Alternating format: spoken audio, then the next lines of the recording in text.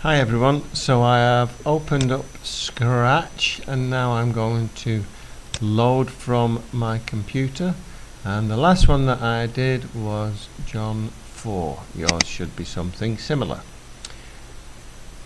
Hopefully it opens up quickly.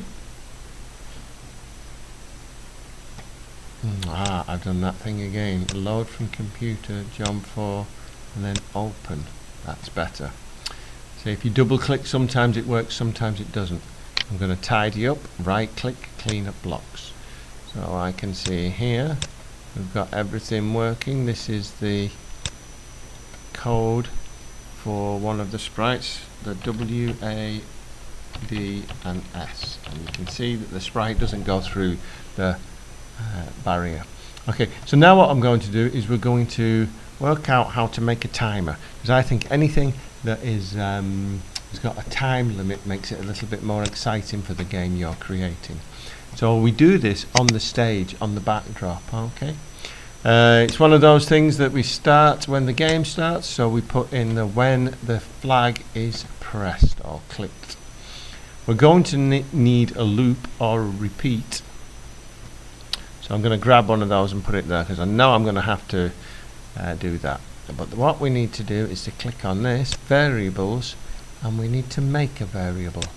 Now a variable is something that can change, and time changes obviously. It could be speed. In science it's all those things like speed, weight, time. Okay, so I've made the variable and you can see up here that the timer or the time has come up there.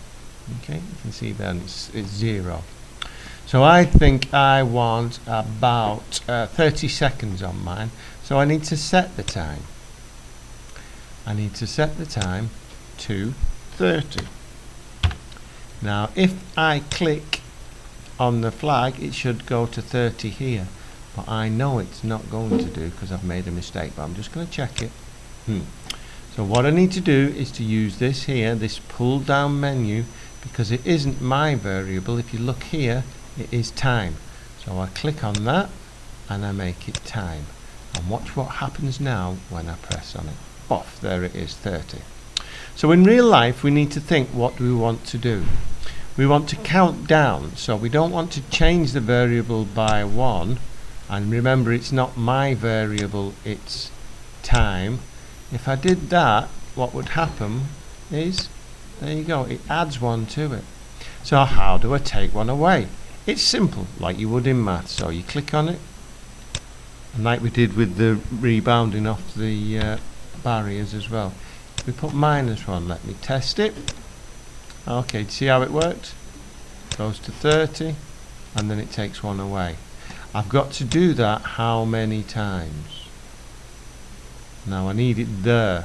If I put the set time to 30, it would repeatedly set the time to 30. So how many times do we want to count down? Well, there's 30 seconds, so I'm going to do 30. So let's look at our code.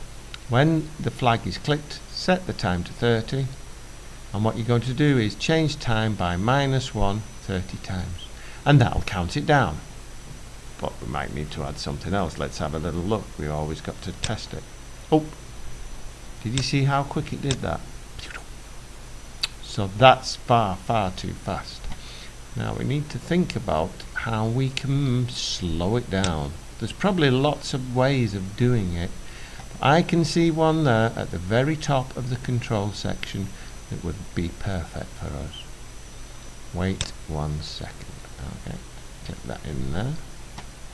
And when I press click, what's going to happen? It's going to set the time to 30. It's going to change it by -1. It's going to wait a second, and then it's going to repeat it. And that is how we get a timer. Can you see there? It's going down, down, down, down, down. That's using a variable, and we will use more variables when we have scores and things like that. So I'm going to leave it at that now, and I'll make another video for the next one. Okay? The best of luck. I hope you are successful.